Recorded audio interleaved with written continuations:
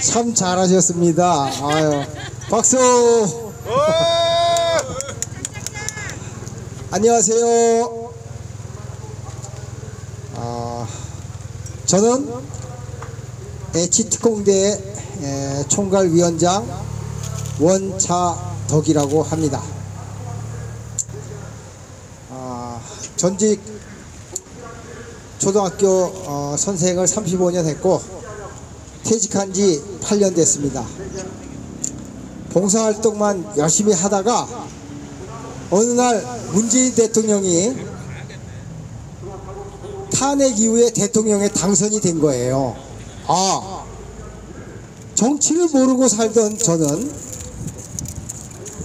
간만에 우리나라에 매우 훌륭한 대통령이 이번에 탄생하셨구나, 아주 기뻤습니다. 물론 저도 문재인 대통령을 한 표 찍었죠. 그게 바로 저였습니다. 제 정치 개념 하나도 없었습니다. 그런데 이게 웬일입니까? 대통령이 공정과 정의를 주장하던 대통령께서 전혀 공정치가 않아요. 은퇴한다고 뭐 다 아니, 탄핵을 돈 막 쓰고 다니는 통해서 전직 대통령을 밀어내고 정말 대통령다운 대통령이 될 줄 알았는데 저 사람 거 내주고 그랬잖아. 하시는 일은 전혀 딴판이었습니다. 그때 저는 알게 되었습니다. 나무가 싹이 나고 잎이 돋고 나무가 이렇게 잘 자랄 때는 이제 가을이 되면 열매도 맺을 거 아닙니까?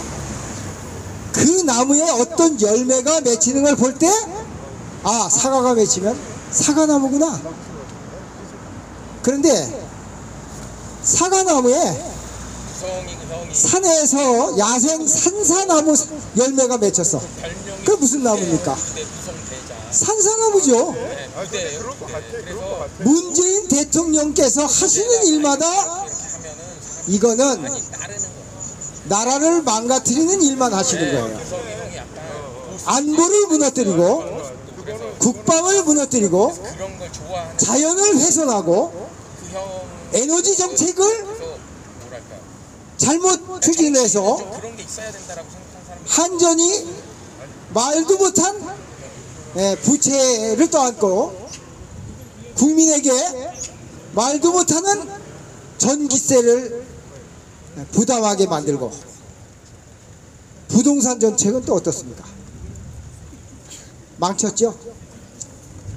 재작년 작년인가요? 부동산 3법이 발표되고 나서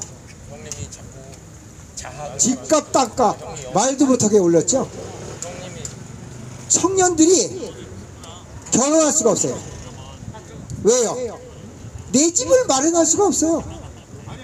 예전에는 평균 18년을 저축을 하고 돈을 모으면 내 집을 마련할 수 있다고 그런 통계가 나온 걸 봤습니다. 지금은 18년이 아니라 180년이 지나도요 내 집 마련 못합니다. 어떤 경제학 박사는 유튜브에서 이런 부동산 정책이, 부동산 경기가 바닥으로 앞으로 5년간 계속해서 추락하다가 바닥을 친 상태에서 2년간 계속돼, 그러면 약 7년여간 부동산 경기는 곤두박질 친다고 예견을 하는 것을 본 적이 있습니다. 전적으로 동감합니다. 그러면 부동산이 무너지면 국민의 생활은, 물가는 어떻게 되겠습니까? 반대로 물가는 올라갑니다. 국가는 또 경기 부양책을 펴기 위해서 돈을 풀겠죠. 금리를 인상해야 되겠죠. 그래서 미국 연준이에서부터 시작한 금리 인상, 우리나라 5점 몇 프로까지 올라갔죠? 네. 이런 게 앞으로 당분간 계속될 겁니다. 뿐만 아니라 그런 상황에서 러시아가 우크라이나라는 주권 국가를 침략을 했죠. 아니 21세기에 왜 멀쩡하게 사는 나라를, 그 나라가 무슨 죄가 많습니까? 도둑이 많습니까? 아니 남의 나라가 힘이 세다고 우크라이나 나라를, 주권이 있는 나라를 왜 공격합니까? 말도 안 되는 일이 일어났죠. 이로 인해서 많은 에너지 문제, 식량 문제, 또 전 세계가 또 문제가 전 세계가 문제에 휩싸이게 됐습니다. 이런 것으로 인해서 우리나라에도 경기가 가뜩이나 나라가 불안정하고 문 대통령이 정치를 잘못해서, 운전을 잘못해서 국가의 경제가 안정이 되지 않고 있는데, 우리나라는 세계 경제가, 우리는 무역해서 먹고 사는 나라입니다. 그렇기 때문에 세계 경제가 불안정하면 우리나라도 거기에 영향을 받지 않을 수가 없어요. 달러가 갑자기 치솟으면, 아니 돈 받을 때 가서 보면은 이 달러에 비례해서 오른 값에 의해서 우리나라가 그 대금을 지불받고 이래야 되는데, 우리나라의 수출과 수입에 막대한 혼란이 지금 야기되고 있습니다.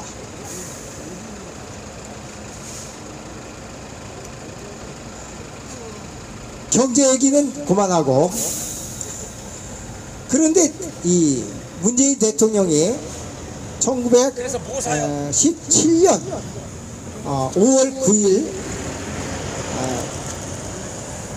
이것은 사실은 보궐선거인데, 보궐선거로 치러지지 않고 대통령 선거로 대선으로 치러졌습니다. 물론 이것도 헌법 위반이죠. 그러나 우리나라의 헌법재판소나 대법원에서는 아무도, 또한 여당과 야당에서는 이것에 대해서 아무도 이의제기하지 않고 넘어갔습니다. 대통령이 당선이 되었을 때는 본인은 기분이 좋았겠죠. 그러나 총선 이후에 얼마 있다가 지방선거가 또 있었습니다. 2018년 6월 14일 13일 지방선거에 더불어민주당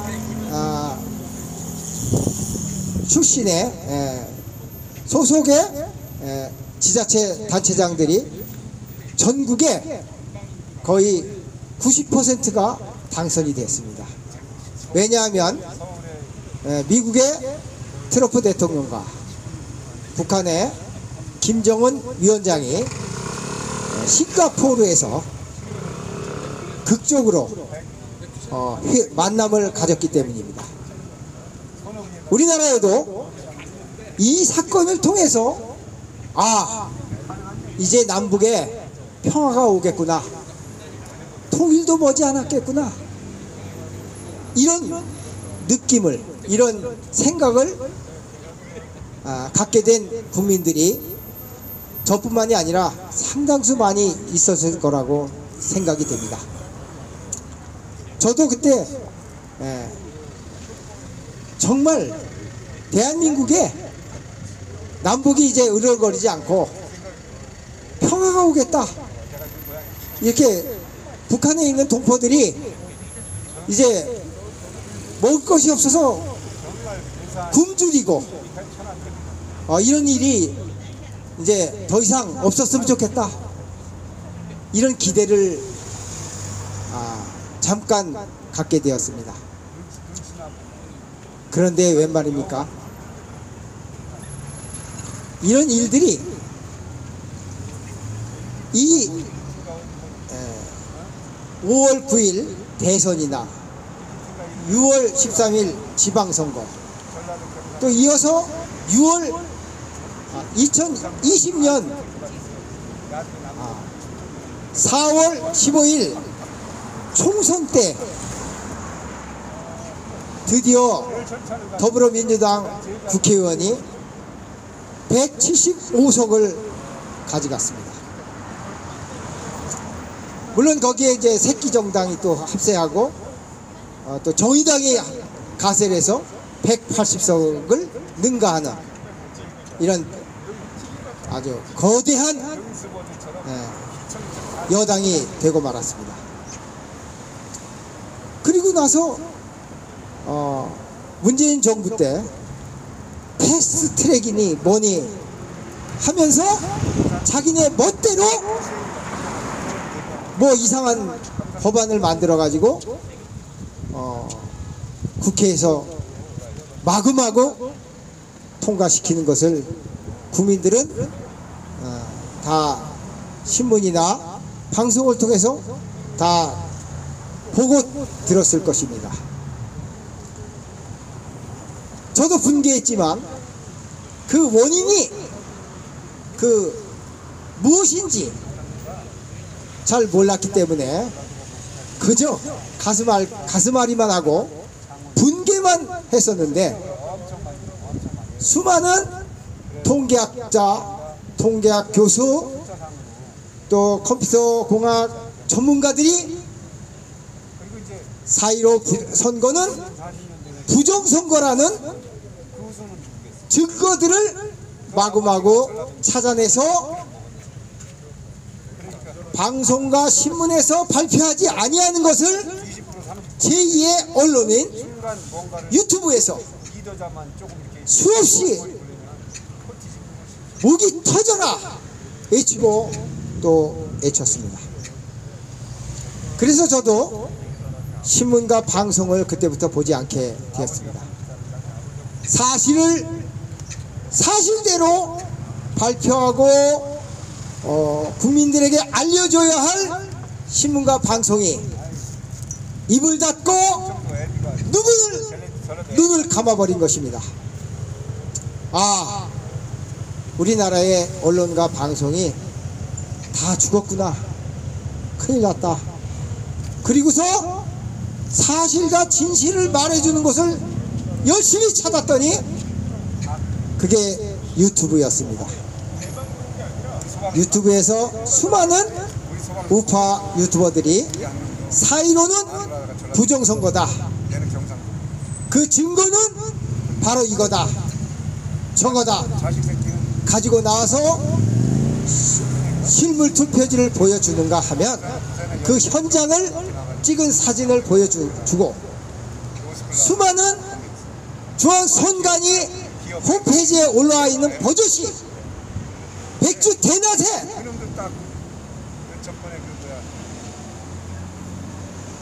선거 결과를 숫자로 지금도 다 올려놓고 있습니다. 그것만 보면 이것이 부정선거라는 걸 다 알 수 있습니다. 모 박사는 책을 써서 도둑놈 시리즈를 써가지고 우리의 주권을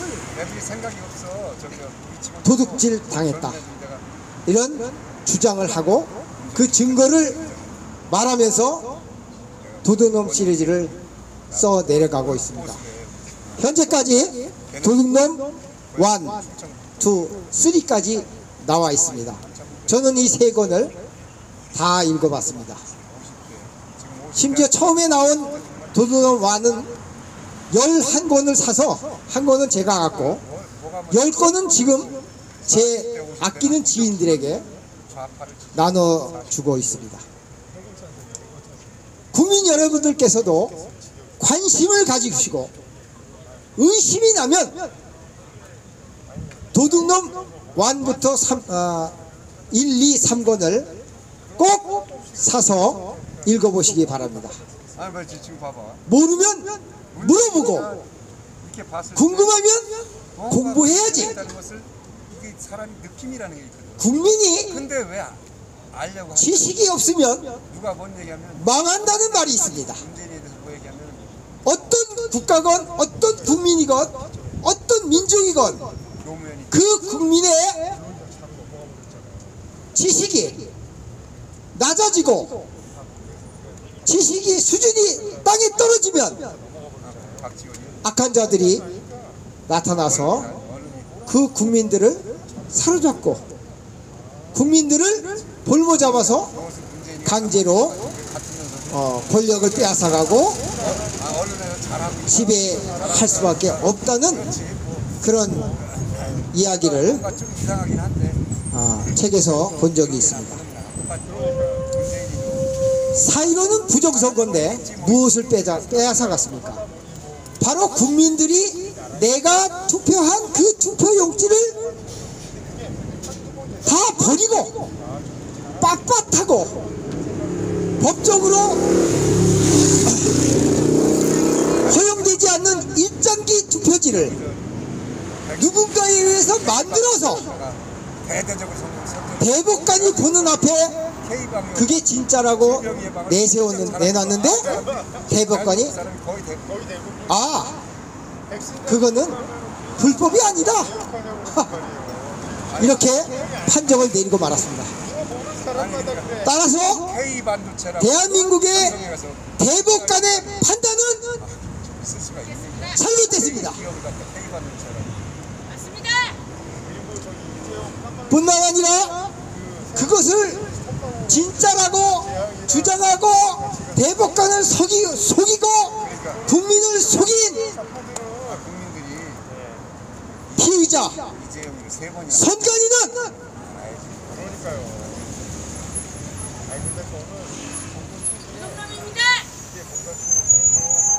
바로 국민의 주권을 도둑질한 도둑놈입니다. 아니 미국에 아니 하나밖에 없는 내 심장을 누군가가 와서 어느 강도 살인 강도가 와서 칼로 북 가슴을 찢어가지고 손을 집어넣어서 내 심장을 반쯤 꺼내가지고 가지고 나가려고 그래. 삼성에서 짜고 있다. 그러니까 국민 여러분들에게 그러한 일이 생겼다면 어떻게 하실 겁니까? 죽이고 싶다. 아주 안 갈복더라. 삼성을 엄청 죽이고 싶어. 있을 수 있는 일입니까? 없습니다. 지금 보이지 않게 컴퓨터로 조작을 해서 이재명이 됐으면 삼성 대한민국의 주권을 강탈해간 자가 있습니다. 우리는 이것을 눈뜨고 그냥 지켜볼 수만은 없습니다. 맞습니다. 이 주권을 되찾기 전에는 그 어떤 일도 우리는 할 수가 없습니다. 나라를 팔아먹은 매국노가 이완용 뿐입니까? 고종은 아닙니까? 이또 히로부미에게 돈을 받고 주권을 넘겨준 것은 이완용이 아닙니다. 그 당시 황제였던 고종이 돈을 받고 나라의 주권과 국민과 나라를 송두리째 일본에게 넘긴 것입니다. 일본은 총을 쏘고 포를 쏘고 우리나라를 침략하지 않았습니다. 일본은 러시아와 싸우고 청나라와 싸웠습니다. 대한민국 건들지 마. 대한민국에 여기는 내가 침발랐어. 그러니 그렇게 우리나라의 영토 안에서 청나라와 일본이 전쟁을 일으켰습니다. 말이 됩니까? 우리나라 여해 안에서 러시아 함대와 일본의 함대가 전쟁을 일으켰습니다. 물론 영국이 도왔죠. 영일동맹을 맺어서. 일본이 이때 엄청나게 많은 사람이 일본 군인이 죽었습니다. 그러나 일본이 이겼습니다. 네네. 아예. 네.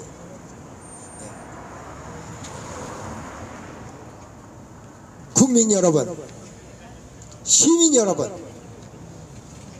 지금 우리에게 먹고 사는 문제보다 더 중요한 일이 무엇입니까? 나라가 없어지면, 국민의 주권이 없어지면 나라도 없어집니다. 나라가 없어지면 물론 국민도 살 수가 없습니다. 국민들이여 깨어나십시오. 국민들이여 일어나십시오.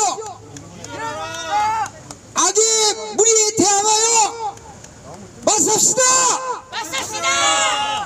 대통령을 똑바로 보좌하고 36년사를 우리나라 대통령이 부정선거를 수사하게 할 수 있도록 국민들이 나섭시다. 감사합니다.